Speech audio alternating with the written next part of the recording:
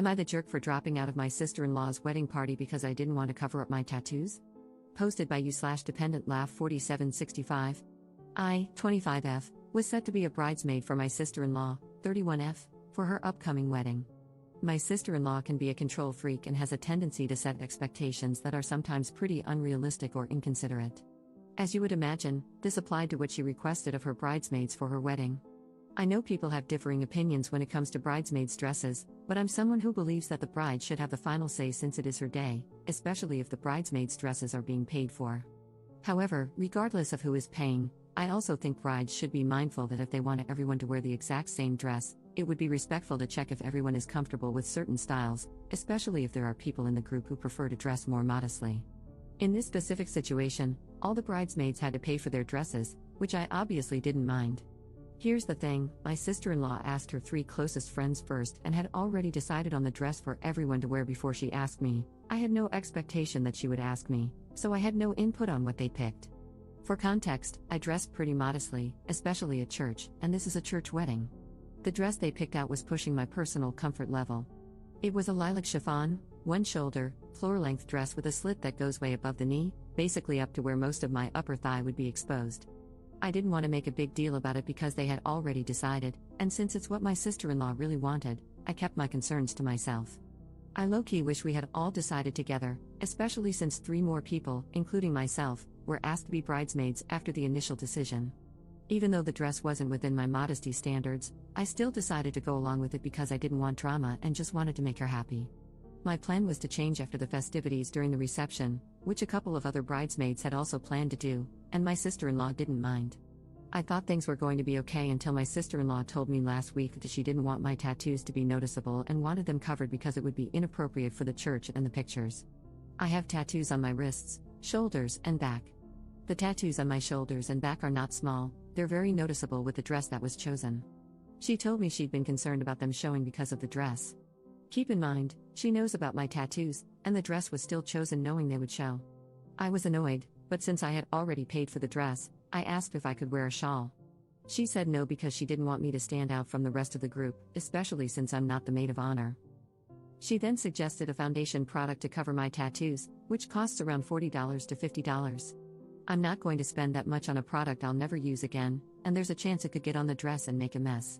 I told her I didn't think it was fair to expect this when she already knew I had tattoos and still chose a dress that would leave them visible. If she had a problem with my tattoos, why pick something without sleeves or ask me to be a bridesmaid in the first place? She said I was being unfair and that it was her day, and all she was asking was for me to accommodate her because it wouldn't look good for a Catholic wedding. When she said that, I got mad. It's always the people who start with the religious guilt who don't even follow their faith and are quick to judge.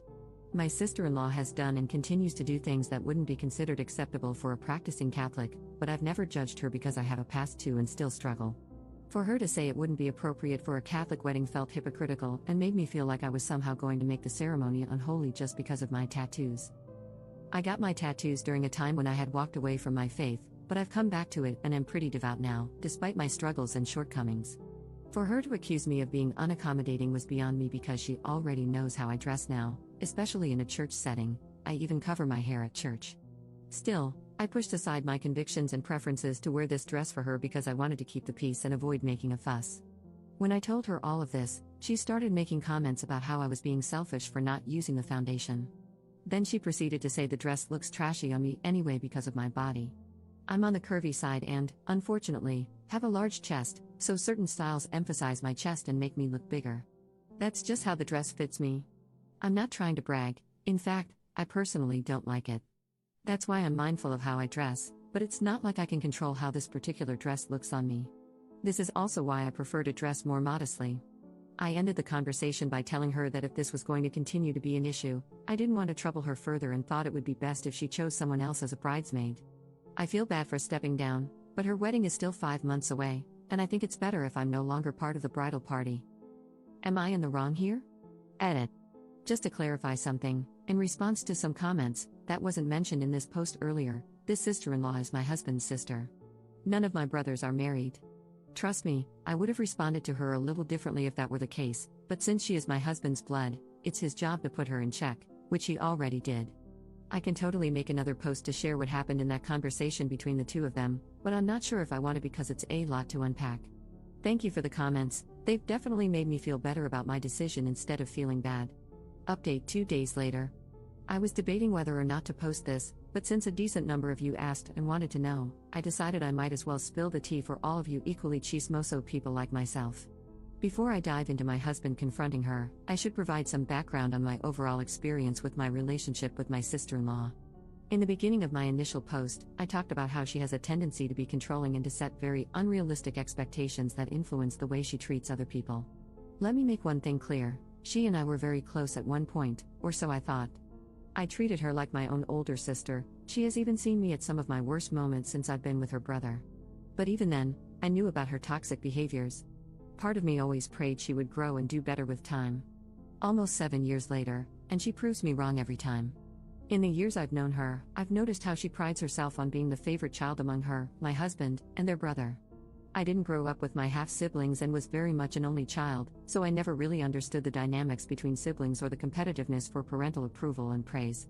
To be honest, my husband and his brother don't really take any of it to heart or see anything as a competition, but their sister definitely does. At any given opportunity, she finds a way to make remarks about how she is the favorite and which of them is the least favored. At first, I saw it as joking and typical sibling banter, but as time went on, it started to irritate me.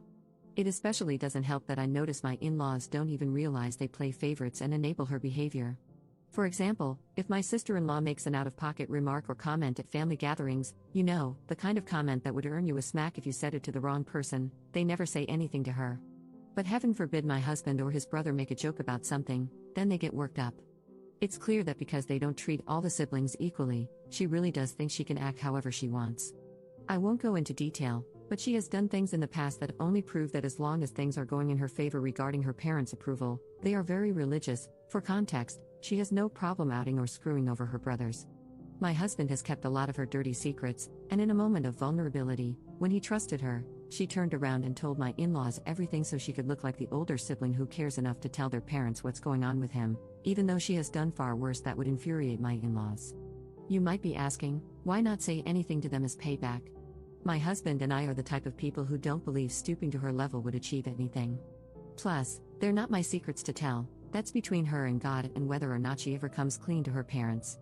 Overall, that alone really changed my husband's view of his sister because it showed how selfish she is. Of course, he felt betrayed, even though this specific incident happened almost 6 years ago. He forgave her, but he never forgot. Since then, and over the time I've been with my husband, everything she says and does just doesn't go unnoticed. I know some of you may ask why we let it drag on, and, well, it's because if she is ever confronted for something she did wrong, she always finds ways to make herself the victim and get the whole family involved. It's like talking to a wall of nonsense and excuses. We've just learned to set boundaries, especially when it comes to family functions at this point. My sister-in-law sees through her nonsense but doesn't exhaust himself confronting her because my mother-in-law is overprotective of her, even though she knows her daughter can act very inappropriately. From what I see, my mother-in-law gets like that because my sister-in-law has run away and temporarily cut ties with them when things don't go her way. I get that she wouldn't want a strained relationship with her daughter, but still. So, imagine how angry my husband is. He's already been holding in his frustrations with his sister and is fed up with how passive his parents have become when it comes to her. Well, when he confronted her via FaceTime, he obviously came to my defense and told her she was being unreasonable and unfair. He cussed her out because she kept making all kinds of excuses, and he basically handed her tail back to her. He didn't just stop with the wedding situation. He called her out on everything, including something else she said about me to other family members that we weren't made aware of until a few hours before he called her. Turns out, she was going around talking about the whole dress and tattoo situation and about me dropping out of the bridal party to some family members, one of whom recorded what she said and sent it to my husband. Then, she went off on a tangent, saying that my husband could do so much better than me and that she feels so sorry for her baby brother because I'm lazy and won't help him financially, basically referring to the fact that my husband is supporting us while I'm in school full-time. Keep in mind, I'm in medical school. Working part-time is not even an option for most med students. My husband went off on her about that and asked why our marriage and the decisions we make bother her so much that she felt the need to bring it up. My husband is traditional and believes that as a man, he should provide, regardless of whether or not I choose to work. He decided he wanted to support us so I can follow my dream of pursuing medicine, and that bothers her enough to downplay me as a lazy freeloader, even though my career will eventually provide us with more stability. Regardless of how anyone looks at it, I don't know what her issues are, but targeting me just doesn't make any sense. After 30 minutes of yelling and listening to her fake crying and non-apology excuses, my husband told her that since her wedding day is a family event, he'll still participate out of obligation and I will attend as a guest, but she should consider this the last time we will ever be involved in anything concerning her. We're only planning to stay for the wedding mass and leave right after dinner, free food, I don't care. That's all. I know some of you are thinking, why still attend? But my husband is good friends with her fiancé and is a groomsman, so it wouldn't feel right to drop out on him just because my sister-in-law is crazy. However, my husband gave her an ultimatum: if she pulls similar crap again between now and the wedding, we won't go at all. Going forward after the wedding, or if she decides to open her mouth again, my husband has decided we won't contact or see them anymore. This will be easy since they'll be moving to a different state. I'm counting down the days, lol. If there's one thing I want to make clear at the end of this post, it's that I don't wish her any harm, nor do I hate her. I forgive her, however, for my mental and emotional health, I will not maintain a relationship with her of any kind going forward. I genuinely pray she grows, learns from all of this, and makes better choices if she has kids one day. I also hope she reflects on whether this toxicity was worth losing a relationship with her brother.